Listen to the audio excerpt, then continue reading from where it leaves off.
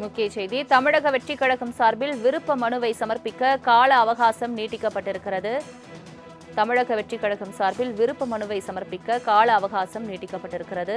விருப்ப மனு சமர்ப்பிக்க இன்றுடன் கடைசி என அறிவிக்கப்பட்ட நிலையில் 20ஆம் தேதி வரை கால அவகாசம் நீட்டிக்கப்பட்டிருக்கிறது. முக்கிய செய்தியாக பார்த்து வருகிறோம்.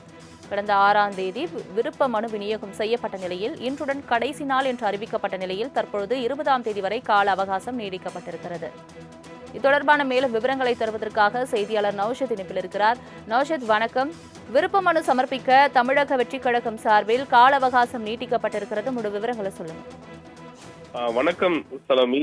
விருப்ப மனுவை சமர்ப்பிக்க கால அவகாசம் நீட்டித்து தாவேகாவுடைய தலைமை உத்தரவிட்டிருக்கிறது. மிக முக்கியமாக வரும் சட்டமன்றத்திலே கழக வெற்றி கழகம் குறிப்பாக 220 சட்டமன்ற தொகுதியிலும் வேட்பாளராக போட்டியிட விரும்பும் கழக தோழர்கள் தங்களுக்கான விருப்பனை பெறுவதற்கு அதனை சமைப்பதற்குமான கடைசி தேதி 14/2/2020 என ஏற்கனவே அறிவிக்கப்பட்டிருந்தது.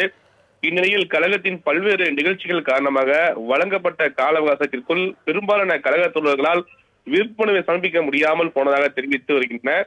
ஏற்கனவே தோழர்களின் வேண்டுகோளுக்கு விருப்ப மனுவை பூர்த்தி செய்து அளிப்பதற்கான கால அவகாசம் நீட்டிக்கப்படுகிறது.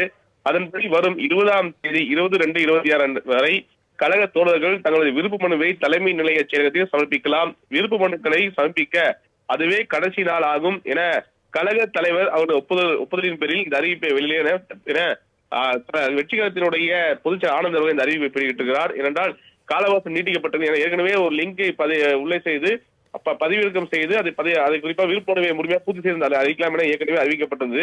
அந்த அடிப்படையிலும் இந்த கால அவகாசம் நீட்டிக்கப்படுவதாக அறிவித்திருப்பது மிக முக்கிய ஒன்றாக பார்க்கப்படுகிறது. சரோமி, தங்களின் முழு விவரங்களுக்கு நன்றி நௌஷத்.